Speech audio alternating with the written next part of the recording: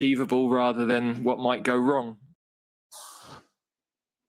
Oh my God! Oh well, you know, we didn't see. Nothing's changed, Gareth. It's the same from the start. Jude Bellingham and Leave him Bukayo. alone. Ask a question and leave us. How many semi-finals did they get to before Southgate? I asked that question. Come on, one. What he should be up there.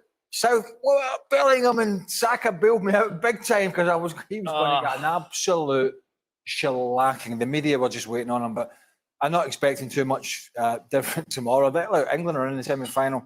They're the favourites, as you mentioned there, and I think rightly so.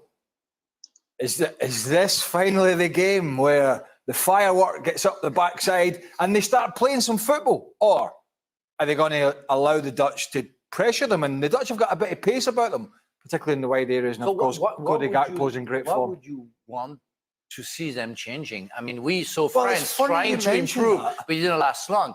I mean, you have habits, and England, they're not going to change. I mean, you're waiting for a miracle. Suddenly, everybody spots on, the chemistry goes on, and they play perfect football.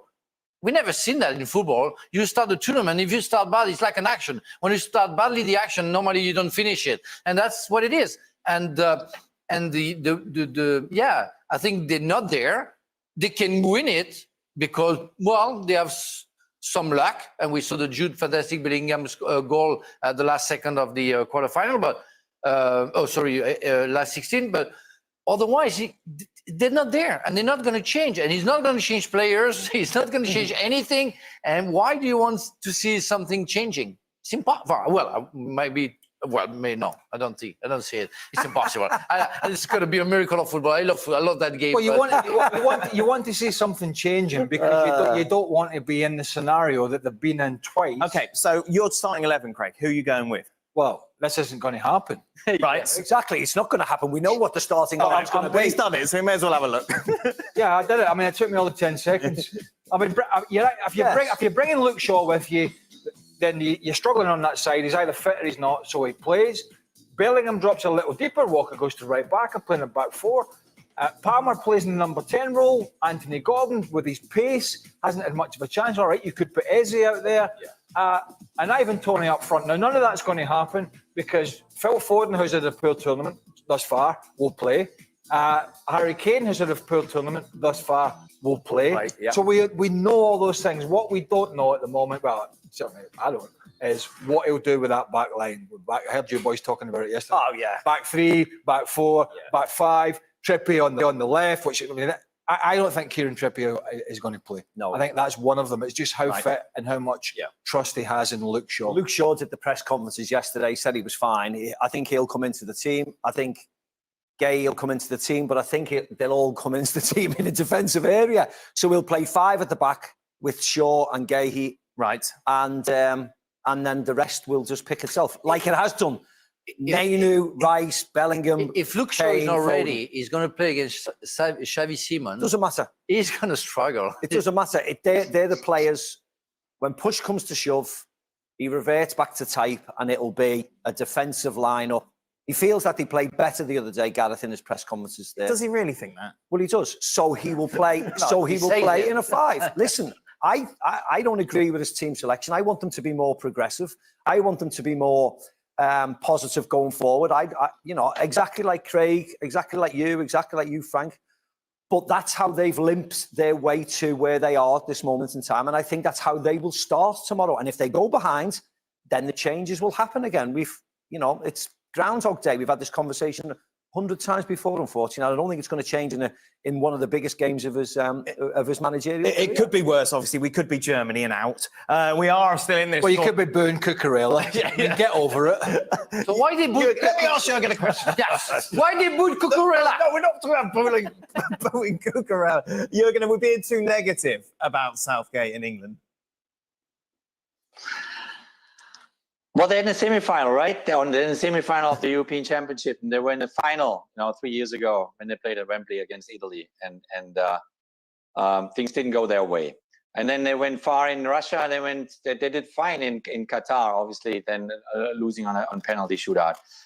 For me, it's more, my experience with all the tournaments I was honored to play and to coach. it's this more about the players. It's more about the team. I mean, we know Gareth's approach and Gareth's way of doing things and how he looks at the game and how pragmatic he is and so forth. You know, let Gareth be Gareth Southgate. But if I'm the player, and you know, Steve and Frank and Craig, you sit there. If I'm the player, then and I play these tournaments and I have the experience of going through a couple of tournaments, which most of the English players have now. I decided at the end of the day, because I'm on the field and I decide how I want to approach this game, how aggressive I want to be, how nasty I want to be, how risky I want to be. If I'm Harry Kane, if I'm Bellingham, if I'm Rice or whatever. So how badly do these English players now want to win this European Championship? This is the question. Now, can they suffer? Can they go through pain? Can they go the extra mile? Can they turn it around like they did already in some of the games? You know? So this is about the team, the willingness of a team to finally step it up and win a championship. And if your coach is now Gareth Southgate or Jurgen Klopp, I think that's actually secondary. I think it's about you as a player to say, let's get this thing done. We are now 25%, you know, into this from a chance point of view, last 4. So make it happen. Make it happen. But have they got the players, talent-wise, they've got the players, but have they got the players mentally, or even, is there many around these days with the mental capacity to say, do you know what?